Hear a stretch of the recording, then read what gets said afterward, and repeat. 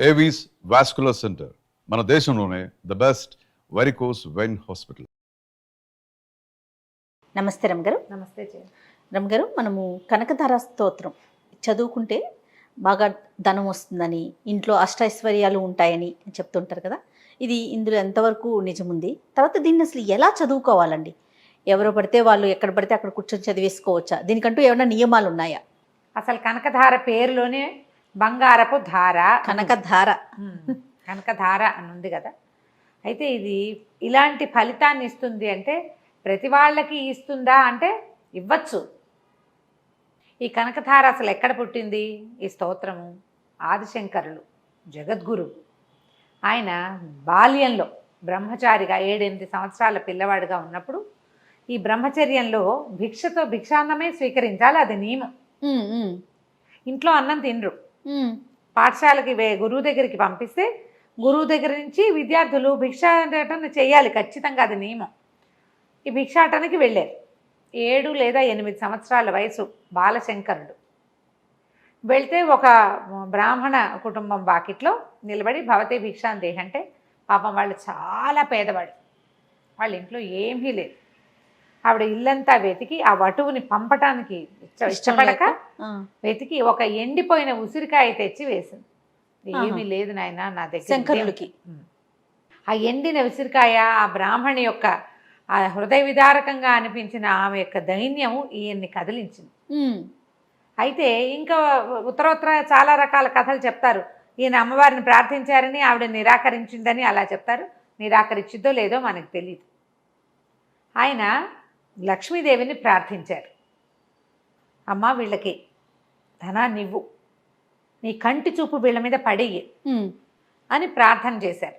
ఈ ప్రార్థనలో మొత్తం 21 శ్లోకాలు. అవి కొంచెం పాట భేదం ముందు వెనుకగా అవుతాయి. ఈ ముందు వెనుక శ్లోకాల్లోనే ప్రత్యేకంగా ఆయన ఏం చెప్పారంటే, నువ్వు వీళ్ళకి బంగారు వర్షం కురిపించు, నీ కంటి చూపు పడితేనే వీళ్ళ దగ్గర వచ్చేస్తుంది. వీళ్ళకి పురాకృతమైన పాపాలు ఏమైనా ఉంటాయి. జనరల్గా ఎవరైనా దరిద్రులు ఎలా అవుతారు? ఒకడికి బాగా పూర్వజన్మ, కరెక్ట్ పాయింట్. ఒకళ్ళకి బాగా ధనం వచ్చేసిందన్నా వాడు ఇవాల్టి సంపాదనే కాదు, ఇవాల్టి శక్తియుక్తే కాదు, పూర్వజన్మ నుంచి ఆర్జించుకొచ్చినటువంటిది. మంచైనా చెడైనా ఇవాళ దరిద్రులు అయిపోయారు. వీళ్ళు ఏ ప్రయత్నం చేసినా వాళ్ళకి డబ్బు రాదు, నిలవదు, పోతుంది, పాడైపోతుంది, నాశనం అయిపోతుంది. దీనికి కారణం ఏంటంటే సంచిత పాపం, వాళ్ళు చేసుకున్నటువంటి పాపాలు, వాళ్ళ పురాకృత కర్మ. ఆ పురాకృత కర్మని నశింపచేయమ్మా, నీ కన్ను పడితే అది పోతుంది అంటారు. నువ్వు చూస్తే చాలు, నీ క్రీగంటి చూపు వీళ్ళని కాపాడు. ఇలాంటి వాళ్ళని, ఈ పురాకృత పాపాలని పోగొట్టు. ఈ ద్రవిణాంబుధార అంటారు, బంగారపు ధార కురిపించి. ఇక్కడ అంటే బంగారు ఉసిరికాయలు కురిసినాయట వాళ్ళ ఇంట్లో. శంకరుల యొక్క ఆయన యొక్క ప్రార్థన, వాళ్ళ యొక్క ఏ ఇంట్లో వాకిట్లో నిలబడి ఈయన ప్రార్థించారో ఆ వాళ్ళ యొక్క పురాకృత పాపాలన్నిటినీ, వాళ్ళ సంచిత కర్మ సంచయం అంతా జరిగిపోయింది, తీసేసాడు వాటి అంతటినీ. కర్మ పోయింది పూర్తిగా. పోయి వాళ్ళ ఇంట్లో బంగారు కాయల ఉసిరికాయల వర్షం కురిసిందట.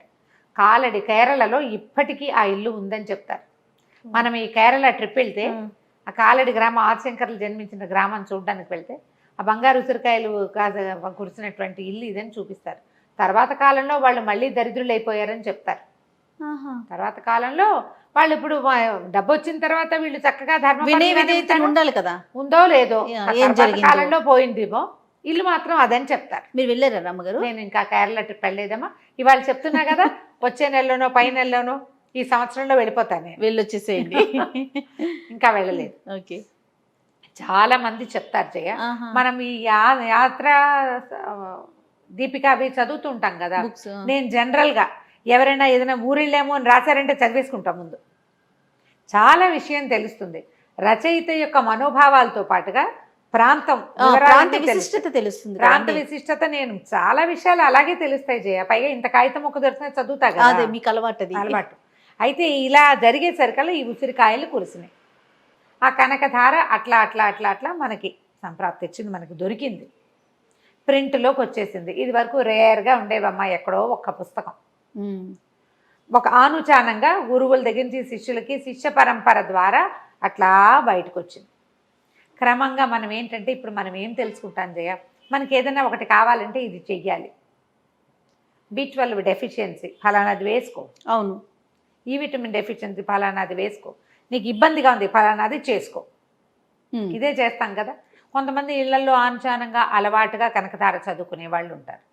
కొత్తగా ఏదో జాతకం చూపించాం, మనకి చాలా సమస్యలు ఉన్నాయి, పిల్లలు ఏమేం విషయాల్లో చెప్తారంటే డబ్బు నిలవట్లేదు, డబ్బు రావట్లేదు, పిల్లల సెటిల్మెంటు, తర్వాత ఏం ప్రయత్నం చేసినా అన్నీ వస్తాయి కానీ పోతూ ఉంటాయి, గత జన్మలో చేసిన పాపాలు వీళ్ళని వెంటాడుతున్నాయి అని అనిపించిన వాళ్ళందరికీ కనకధారా స్తోత్రం చేసుకోండి అని చెప్తారు.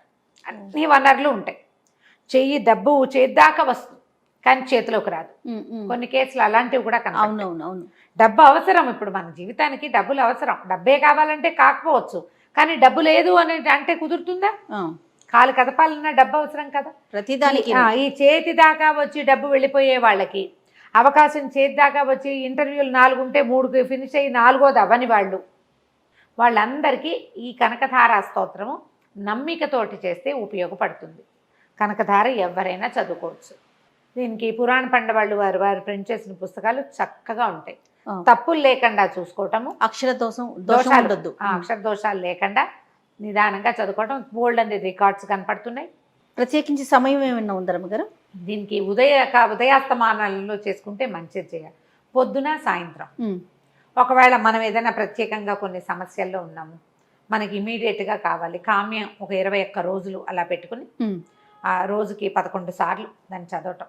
ఇన్ని శ్లోకాలు చదవగలరు లేరు చూసుకొని కనీసం వినండి. ఎంఎస్ శుభలక్ష్మి గారితో ఎవరిదైనా ఒక రికార్డ్ పెట్టుకోండి, వింటూ ఉండండి, మీ ఇంట్లో ప్లే అవ్వాలి, అది వినండి, నేర్చుకోండి అవకాశం ఉంటే. దీనికి ఎంఎస్ సుబ్బలక్ష్మి గారిది కొంచెం రాగాలు మారుతూ ఉంటుంది, మనం ఇంట్లో చదువుకునేటప్పుడు ఏదో శ్లోకాన్ని బట్టి వెళ్ళిపోతాం, తప్పులు లేకుండా మాత్రం చదవండి. ఇది సామూహికంగా పారాయణ చేసే వాళ్ళు చాలామంది కనపడతారు, ఎక్కడైనా సామూహిక పారాయణలు ఉంటే కనకధార కూడా కొట్టేస్తారు. మీరు నిజంగా కావాలి మనకి సమస్యలు తీరిపోవాలి అని అనుకుంటే ఇదొక మార్గం, ఇలా 21 రోజులు.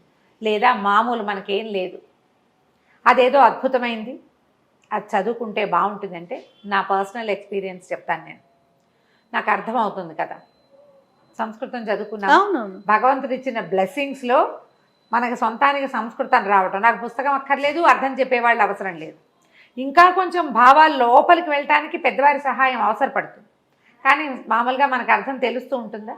ఈ అర్థం తెలిసే దాంట్లో నీ పాపక్షయం జరుగుతుంది అనేది అర్థమవుతుంది జయ నాకు. మనం ఇదివరకు చేసుకొచ్చింది, ఇప్పుడు చేస్తున్నది, రేపు రాబోయేది మన నెత్తి మీదకి, వాటి నుంచి మనం తప్పించుకోగలమని అర్థమవుతూ ఉంటుంది నాకు. నేను నిత్యం చదువుతా ఒక్కసారి ఆ లైన్ ప్రకారం వెళ్ళిపోతుంటుంది. ఆ లైన్లో ఇది కూడా రామరక్ష స్తోత్రము, కనకధార, ఇదేదో ఫలానది వచ్చేస్తాయని చదవటల్లా, ఒక అలవాటుగా ఒక సంతోషంగా ఉంటుంది అది చదివితే. జగద్గురు అయిన ఆదిశంకరులు చేసిన స్తోత్రం మన నిత్య పారాయణలో ఉండటం మనకి ప్లస్. ఓకే, వారి యొక్క పదాల వెనకాల వారి బ్లెస్సింగ్స్ గ్యారంటీగా ఉంటాయి కదా. రోజువారీ చదువుకునే స్తోత్రాల్లో దీన్ని భాగంగా చేసుకోవచ్చు. తప్పులు లేకుండా చదివే మార్గం మాత్రం చూసుకోండి. నిదానంగా చదువుతుంటే కాలక్రమంలో మీకు దీని అర్థం కూడా తెలుస్తుంది. పుస్తకం పెట్టుకొని వింటూ వచ్చేదాన్ని ఇక్కడ చూసుకుంటే కనుక దోషాలు లేకుండా ట్యూన్ ప్రకారము వెళ్ళిపోతాం మనం, అంతే. క్రమంగా మనకు అది అలవాటవుతుంది. మీరే సొంతంగా చదువుదాం అనుకుంటే తప్పులు తడకలు కావచ్చమ్మా, అలా కాకుండా ఇట్లా చదవండి, పిల్లలు సెటిల్ అవుతారు. మీకు ఏదైనా ధన సంబంధమైన సమస్యలు ఉంటే అవి తీరుతాయి. ఒక మాదిరి వయసు ఉన్న పిల్లలకి నేర్చుకుంటే చక్కగా వచ్చేస్తుంది. రోజువారీ పిల్లలు చేసేలాగా ప్రయత్నం చేయండి, వాళ్ళు చక్కగా సెటిల్ అవుతారు, ఇబ్బందులు లేకుండా ఉంటాయి, చాలా బాగా ఉపయోగపడుతుంది. ప్రధానంగా మనకి ఒక ఆత్మసంతృప్తి కలుగుతుంది దాంతో. తప్పకుండా రమ్మగారు. నమస్తే.